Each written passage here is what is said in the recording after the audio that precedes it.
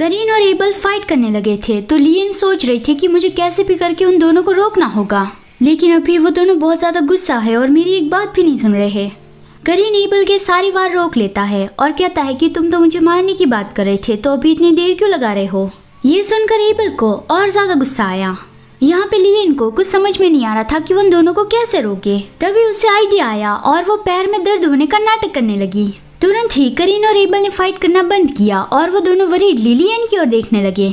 लियन ने झूठ बोला, उस वजह से उसे बुरा लग रहा था, लेकिन और कोई रास्ता भी तो नहीं था। करीन वरीडली तुरंत ही लियन के पास जाने लगा कि मैं अभी ही आपको ट्रीटमेंट के लिए ले जाता हूँ, लेकिन एबल उसे रोकता है और बहुत ही मर्डरस नजरों के साथ करीन की ओर देखता हुआ कहता है कि तुम उससे दूर रहो। वो लियन को उठने में मदद करता है और लियन उसकी ओर बहुत ही प्यारा सा चेहरा बना के कहती है कि मैं जल्दी से घर जाकर आराम करना चाहती हूँ, सिर्फ मैं और तुम। एबल के अंदर ज्वालामुखी फटने लगे कि बेवकूफ, जो तुम्हें सूट नहीं करती वैसी चीजें क्यों बोलती हो। और वो लियन को उठा लेता है तो लियन कहती है कि एबल मैं बस तुम्हारा सहारा लेके चल सकती हूँ। एबल कहता है कि सच में अगर मेरे हाथ फ्री रहेंगे तो मुझे उस कमीने करीन को मारने का मन करेगा। तो फिर लियन कहते हैं कि मैं ऐसे ही रहूंगी, इस तरह से तुमने मुझे उठाया है तो मुझे बहुत ही अच्छा लग रहा है। एबल उसे लेकर जाने लगा। तब लियन करीन को देखती है और उसे करीन के लिए बुरा फील हुआ, तो वो एबल से कहती है कि एबल रुको, मैं जाने से पहले उसे बाय कहना चाहती हूँ। एबल गुस्सा हो गया कि उससे बात भी मत करना, लेकिन लियन उसे समझाती है कि अब तक उसने ही मेरी देखभाल की थी तो एटलीस्ट मैं उसे गुड बाय तो कह ही सकती हूँ। तो फिर एबल मान गया और लियन करीन को बुला के उसका शुक्रिया अदा करती है कि तुमने अब तक मेरे लिए जो कुछ भी किया उन सब के लिए थैंक यू। आफ्टर ऑल तुम मुझे वो सेफ रखने के लिए कर रहे थे, लेकिन अब तुम्हें मेरी हिफाजत करने की जरूरत नहीं है।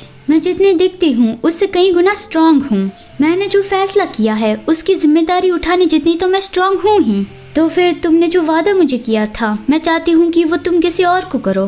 I am sorry. तो फिर अच्छा, तो अब हम जा रहे हैं। तुम अपना ख्याल रखना और मैं भी जरूर से अपना ख्याल रखूंगी। और उसके बाय कहते ही एबल चलने लगा और कहा कि दूसरे लड़के के लिए मत रो, ये अनोइंग लगता है। लियन कहती है किसने कहा मैं रो रही हूँ, वो बस मेरी आंखों में धूल चली गई है। एबल कहता है सच में, अब देखा जाए तो यहाँ ल्यूस में काफी ज्यादा धूल है, इतनी धूल कि तुम्हारी आंखों से आंसू बहने लगे। मतलब वो लियन को चिढ़ा रहा है कि करीन नाम की धूल ने तुम्हारी आंखों से आंसू बहाए। लियन उसे चुप रहने के लिए कहती है और ऐसे ही वो दोनों वहाँ से चले गए। करीन रोता रह गया कि लगता है एबल फिर से मेरा कोई प्रीसियस मुझसे छीन कर ले जा रहा है। यहाँ दूसरी ओर एबल लियन को लेके असुर के पास पहुँच गया। असुर कहता है कि तुमने आने में देर लगा दी, हमें लगा कि तुम्हें कुछ हो गया होगा, हमें चिंता हो रही थी। लियन ऑकवर्डली हंसते हुए कहते हैं कि वो रास्ते में हमारी किसी से मुलाकात हो गई थी और बाकी सब कहाँ पे है। असुर कहता है कि वो सब जल्दी पहुँच जाएंगे, पहले तुम दोनों जाओ। और वो डार्क एज तक का पोर्टल खोलता है। उसकी मदद से एबल और लियन फिर से डार्क एज में पहुँच गई।